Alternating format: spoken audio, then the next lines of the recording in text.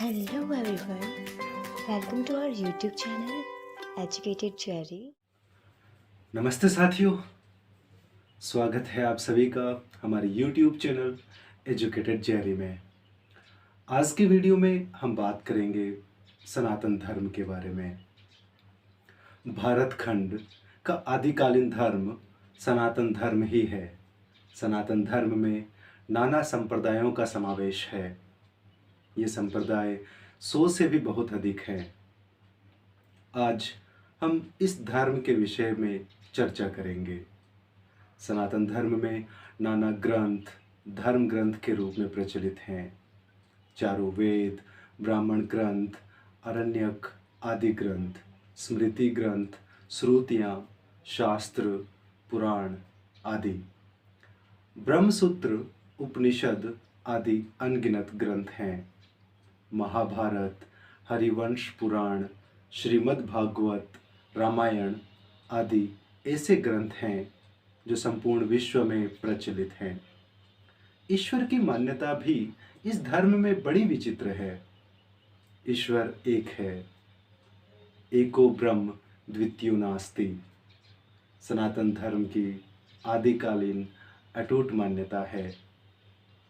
यहीं पर 33 करोड़ देवी देवताओं की कल्पना, एकोहम बहुश्याम विनंती के स्वरूप को भी धर्म आदिकाल से मानता चला आया है। ईश्वर के रूप में भी अनगिनत ईश्वर के स्वरूपों को नाना प्रकार की मूर्तियों और मंदिरों के रूप में पूजने की आदिकालीन परंपरा रही है। एक और परमेश्वर को निर्गुण ब्रह्म के रूप में पूजते हुए उसकी सगुण स्वरूपता उपासना सनातन धर्म में आदिकाल से ही सर्वमान्य रही है। आज हम व्यापक रूप से इन विसंगतियों पर चर्चा करेंगे। इस धर्म में एक विलक्षण बात और भी है। नाना ग्रंथों की तरह यहाँ पे बहुत सारे ऋषि, मनीषी जन और विचारक समय के अंतरालों में प्रकट हुए हैं और उन्होंने अपने अपने मत व्यक्त किए। सनातन धर्म ने सबको धर्म पुरुष के रूप में स्वीकार किया, परंतु उसके नाम पर धर्म चलाने की परंपरा को अस्वीकार कर दिया।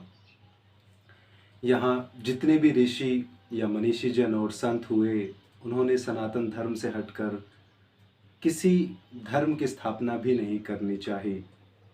वे संप्रदायों को बनाने के पक्ष में भी नहीं रहे हैं। किसी भी संत और मनीषी जन के गोलोकवास के लंबे काल के उपरांत ही दास्ता के अंतरालों में संप्रदायों को सब कुछ मानकर संप्रदाय चलाने की धारणाओं ने जन्म पाया है। भारत के संत आदिकाल से बहुत ही निर्मल, इच्छा रहित और परहित में जीवन को उत्सर्ग करने वाले रहे हैं। इसलिए सनातन धर्म विश्व के अन्य धर्मों से आदिकाल से ही अलग थलग रहा है।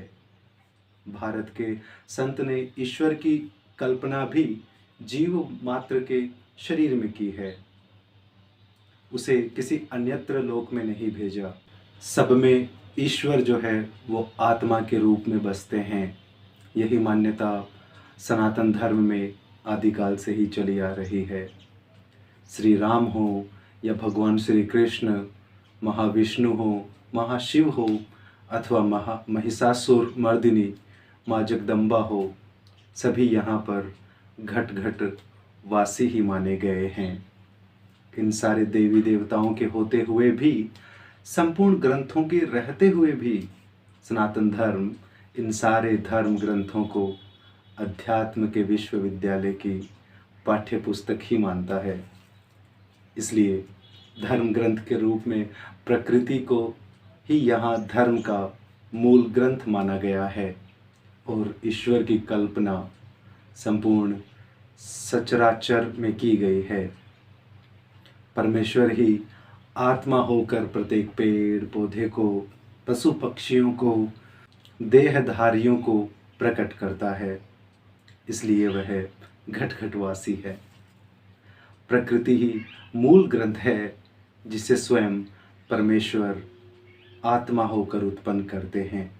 जीवंत सचराचर ही इस ग्रंथ के अक्षर हैं जिन्हें भगवान आत्मा होकर निरंतर प्रकट करते हैं। सनातन धर्म शब्द का अर्थ है नित्य, अजर या अमर। इस प्रकार सनातन शब्द संपूर्ण सचराचर के लिए लिया गया है। किसी सन्यासी के नामांतरण धर्म चलाने की कल्पना यहाँ नहीं की गई है। प्रकृति और आत्मा द्वारा प्रकट हो रहा संपूर्ण सचराचर ही धर्म ग्रंथ है। हम सब इस किताब के अक्षर हैं, इसी धर्म ग्रंथ के अंग हैं। यही हमारे धर्म का स्वरूप है, यही सनातन धर्म है। प्रकृति और पुरुष ही इस धर्म का मूल ग्रंथ है। उन्हें मानकर हमें अपने धर्म को धारण करना है। यहाँ किसी भी व्यक्ति की मोहर सनातन धर्म पुरुष के रूप में नहीं स्वीकारी गई। संत, ऋषि और मनीषी जन इन धर्म ग्रंथों को पढ़ाने वाले आचार्य के रूप में ही प्रतिष्ठित हुए तथा वे ही जब हमको इस मार्ग पर चलने में हमारे अग्रणी बने, मार्गदर्शक बने, गुरु कहाए। पूर्ण बौद्धिक परिपक्वता को सनातन धर्म ने सर्वोपरि माना है। आदिकाल से ही तर्कशास्त्र को धर्म के साथ जोड़कर मनुष्य को तर्क की कसौटी पर संदेह निवारक का व्यापक अधिकार दिया गया। सनातन धर्म ही एक ऐसा धर्म है जिसमें धर्म पर, मान्यताओं पर, यहाँ तक कि ईश्वर पर भी संदेह करने का अधिकार मनुष्य मात्र को दिया है। जो ईश्वर को नहीं मानते, इस नास्तिक दर्शन को भी एक दर्शन शास्त्र के रूप में सनातन धर्म ने ग्रहण किया। सनातन धर्म में संकल्प को बहुत अधिक महत्व दिया गया है। प्रत्येक पूजा से पहले संकल्प लिया जाता है। किसी भी शुभ कार्य को नवग्रह पूजन के उपरांत ही आरंभ करने की परंपरा आदिकाल से सनातन धर्म में रही है। सांसारिक कार्यों को यथा जैसे शादी, जन्म, मृत्यु आदि सामाजिक कार्य हो अथवा धार्मिक कार्य हो, सभी कार्यों का आरंभ पूजा से ही होता है। प्रत्येक पूजा में संकल्प लिया जाता है। जल को अंजलि में लेकर अभीष्ट फल की कामना करके कार्य की निर्विघ्न समाप्ति हेतु संकल्प लिया जाता है। संकल्प लेते समय इन शब्दों का प्रयोग करते हैं, जैसे जम्बू द्वीपे भरतखंडे। संकल्प में इन शब्दों का प्रयोग सनातन संस्कृति, जाति की पहचान, देश की पहचान तथा भौगोलिक स्वरूप को स्पष्ट करता है। जम्बू द्वीप एशिया महाद्वीप का आदि प्राचीन नाम है। भरतखंड शब्द का प्रयोग भारतवर्ष के लिए आया है। संकल्प में इन शब्दों का प्रयोग बहुउद्देश्य होता रहा है। मूल सनातन धर्मी तथा इस भूखंड पर जन्मे सभी संप्रदाय इसी शब्द को अपनी सांस्कृतिक तथा देश और जाति की पहचान के रूप में प्रयोग करते रहे हैं। जम्बू द्वीप का जो भरतखंड है, वहाँ पर हम इस संकल्प को धारण करते हैं, अमुक उद्देश्य की पूर्ति के लिए, अमुक कल्याण के लिए, एसेट्रा एसेट्रा।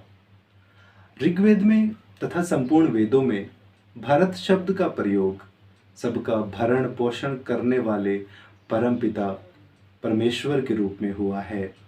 भरत अर्थात जो सबका भरण पोषण करने वाले हैं, जो सबको उत्पन्न करने वाले हैं तथा जो सबके स्वामी हैं, उन्हीं को संस्कृत में भरत कहते हैं।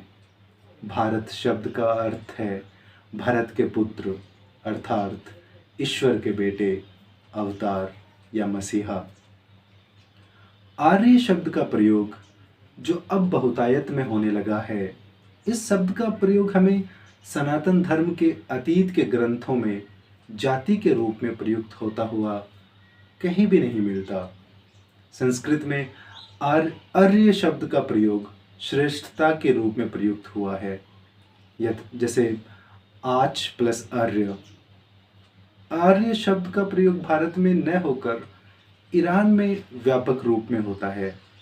आज भी उनके यहाँ आर्या मेहर नाम का यूनिवर्सिटी भी है तथा वहाँ पर एक नेशनल प्राउड है या नेशनल सम्मान आज भी आर्या मेहर है।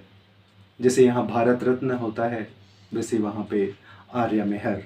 आर्य समाज के प्रादुर्भाव के साथ ही इस शब्द का प्रयोग व्यापक रूप में होने लगा। आर्य समाज से पूर्व संकल्प में आर्यावृतांतर्गते इस शब्द का प्रयोग संकल्प में कभी नहीं हुआ। शुद्ध संस्कृत आर्य ही है, आर्य नहीं, तथा आर्या कदापि नहीं। जाति मूलक शब्द आदिकाल से भारत ही रहा है। हिंदू तथा इंडियन शब्दों का प्रयोग भी गुलामी के अंतरालों में ही प्रकट हुआ। इसका स्पष्ट प्रमाण हमें महाभारत युद्ध से मिलता है। जाति का नाम भारत था, इसलिए एक व्यापक युद्ध का नाम महाभारत रखा गया। यदि जाति का नाम आर्य होता तो यह युद्ध महाआर्य युद्ध होता अथवा महा हिंदू युद्ध होता। इन शब्दों का चलन जाति संज्ञक न होने के कारण युद्ध का नाम महाभारत ही पड़ा। श्रीमद् भागवत गीता में भगवान श्री कृष्ण भी वीरवर अर्जुन को हे भारत शब्द से संबोधित करते हैं तथा लगभग सभी वैदिक ग्रंथों में भारत शब्द जातिगत और व्यक्तिगत संज्ञा सूचक शब्दों के रूप में भी प्रयुक्त हुआ है। भारत का संत जिसने समय समय पर ब्रह्मा की वाणी को योग के द्वारा इस धरती पर उतारा, अति निर्मल सूक्ष्म दृष्टा ऐप परिग्रही निर्लिप्त मिथ्याभिमान से रहित तथा पूर्णतः प्रकृति और पुरुष को समर्पित रहा है। उसकी दृष्टि सदा संभाव में रही। उसने अपने आप को कभी भी मनुष्य से अलग करने का प्रयास नहीं किया। जब लोग उससे पूछने गए कि रे सन्यासी बता, हमको बनाने वाले परमेश्वर या पिता परमेश्वर कहाँ रहते हैं, उसने उत्तर दिया कि परमेश्वर आत्मा होकर सबकी देह में वास करते हैं। उसने कहा, जिस ईश्वर की मैं पूजा करता हूँ वे साक्षात प्रभु आत्मा होकर रे भक्त तेरे भीतर बैठे हुए हैं। जब ईश्वर आत्मा होकर तुम्हारे भीतर बैठे हैं, जब ईश्वर आत्मा होकर तुम्हारे भीतर बैठे हैं, ये सभी में आत्मा होकर विराजते हैं, तो हम में न तो कोई छोटा है और न ही कोई बड़ा, सब समान हैं। भरत हमारा पिता है, वही हम सबको उत्पन्न करता है। हम सब उसी के संतान हैं, इसलिए भारत है। हम सब समान रूप से ईश्वर के पुत्र हैं। हम सब एक ही पिता के संतान हैं। हम सब उसके पुत्र होने से उसी के जैसा आचरण करने हेतु इस धरती पर प्रकट किए गए हैं। पुत्र वही होता है जो पिता की राह पर जाए, अपने पिता घट घटवासी आत्मा परमेश्वर का ही अनुसरण करे। उसने कहा कि हम सब सच्चे अर्थों में भारत बने।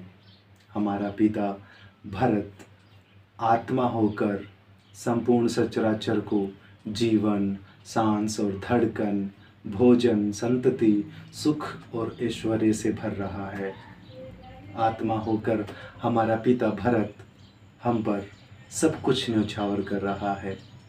वह आत्मा होकर आज भी उसी तरह हमारी जूठन को रक्त में बदलता है, जैसे भगवान श्री राम ने शबरी के जूठे बेर खाए थे। आत्मा होकर जब हमारा पिता बिना किसी इच्छा के पूर्ण निष्काम भाव से हमें जीवन के क्षण और सब कुछ दे रहा है, परमेश्वर ने हमसे कभी सांसों की कोई कीमत नहीं मांगी, तो हमारा भी धर्म है कि हम प्रकृति और पुरुष द्वारा प्रदान की गई इन सांसों को निष्काम भाव से प्राणी मात्र की सेवाओं पर न्योछावर करें, प्राणी मात्र के सुख और अमृत का हेतु बने, हर होंठ की मुस्कान बने, हर आँख की रोशनी हो, हर चेहरे की खुशी बने।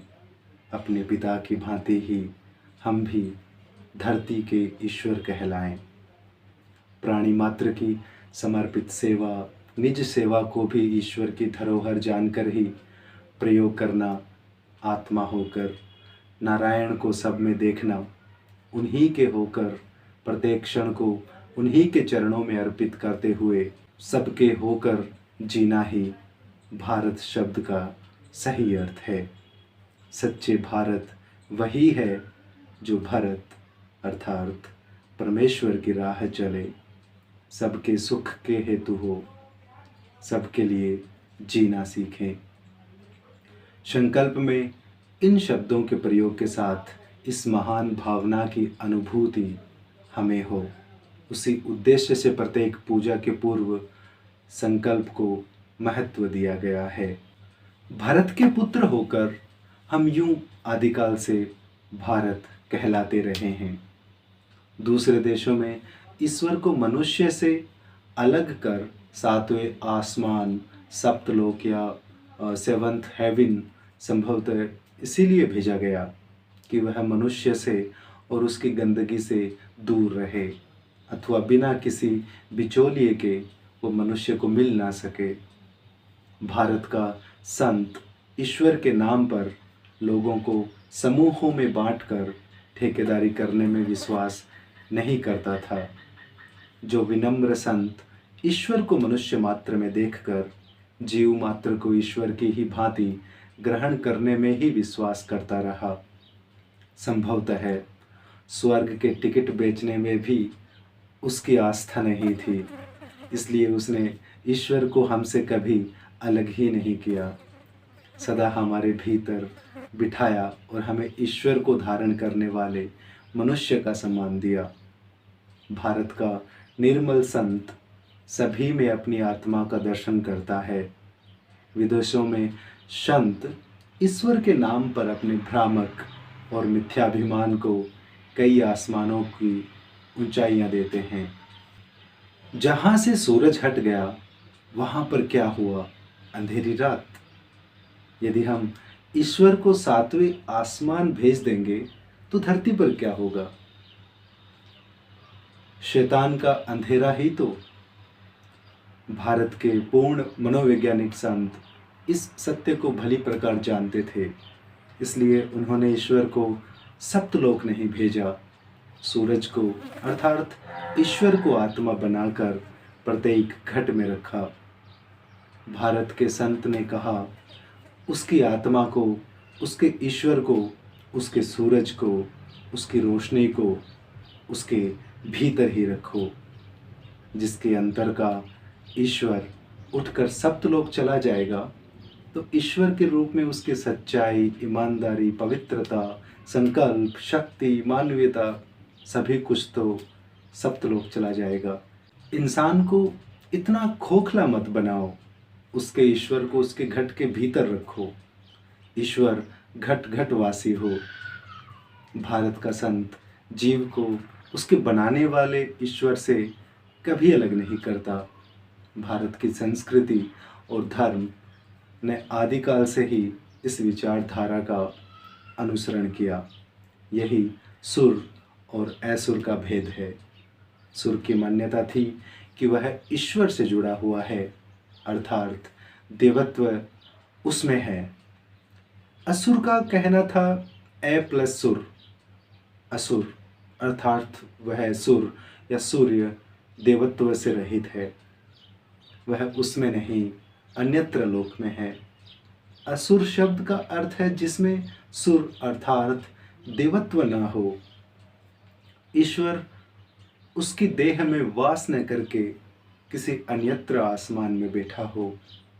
आदिकाल से सारे धार्मिक कथाओं में, सनातन धर्म में सुर विचार की ही पूजा की गई। असुर विचार को सदा सदा सनातन धर्म ने अस्वीकार किया।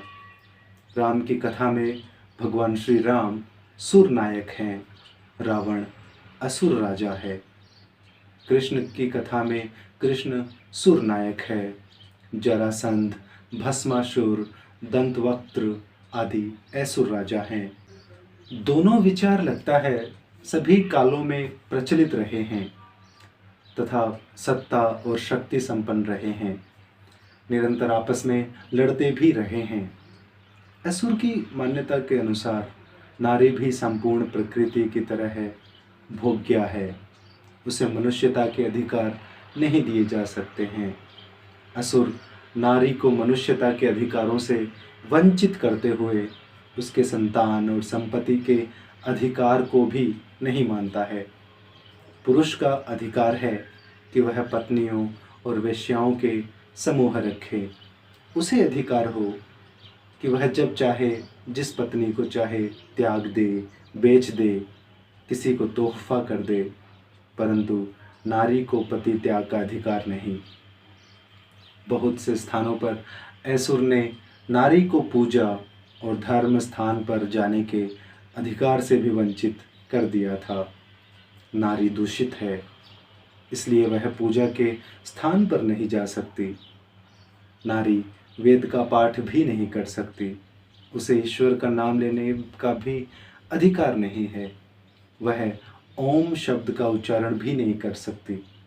इस प्रकार के बहुत से प्रतिबंध असुरों ने नारी पर लगाए हैं। सुर विचारधारा ने जहाँ ब्रह्मा, विष्णु, महेश के रूप में परमेश्वर की कल्पनाओं को साकार किया है, वहीं पर नव दुर्गा के रूप में, नारी के रूप में परमेश्वर की प्रतिष्ठा भी प्रत्येक मंदिर में की गई है।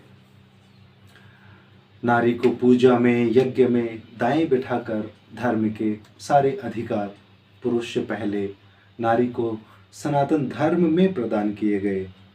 पति चयन का अधिकार भी स्वयंवर प्रथा के रूप में सनातन धर्म ने प्रथम स्थान नारी को दिया।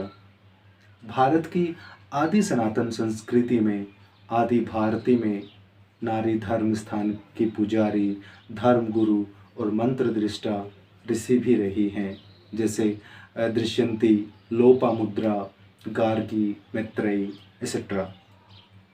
पूजा में सबसे पहले संकल्प में भरतखंड या भारत शब्द की कल्पना के साथ यही भाव जुड़े हुए हैं। सनातन धर्म की आदिकाल से मान्यता रही है कि विचारों में पवित्र नहीं, जो आत्मा की तरह अभेद नहीं, उसकी संकल्प शक्ति क्षीण होती है, वह कभी भी अपने जीवन के अभिष्ट को प्राप्त नहीं होता। इसलिए हम सब संकल्प में अपने स्वरूप को पहचानें कि हम ईश्वर के पुत्र हैं, अर्थात भारत हैं। पुत्र सदा अपने पिता का अनुसरण करता हुआ शोभा पाता है। हमारा भी धर्म है कि हम इस शरीर को आत्मवत, आत्मयज्ञार्थ, आत्मसेवार्थ धारण करें। अपने पिता परमेश्वर का संपूर्ण सचराचर में अभीष्ट करें। सब में वह भरत ही है, ऐसा समझकर सबके साथ उचित व्यवहार करें। तभी सच्चे अर्थों में हम भारत कहलाने के अधिकारी हैं। संकल्प में इसलिए आदि पहचान का समावेश किया गया, जो अपने को नहीं जानता वह दूसरे को सही अर्थों में कैसे जान पाएगा। इसलिए पूजा के पहले लिए गए संकल्प का अत्यधिक महत्व है। इसके उपरांत पूजा आरंभ में ही भगवान विनायक या गणपति की पूजा होती है। भगवान विनायक पूर्ण बौद्धिकता के प्रवर्तक माने गए हैं। ऐसा क्यों? तो जानने के लिए देखिए हमारा अगला पार्ट, जिसमें हम इन सभी धार्मिक विषयों पर बात करेंगे और हम आदि धर्म जो सनातन धर्म है उसको काफ़ी डिटेल्स में जानने की कोशिश करेंगे। धन्यवाद।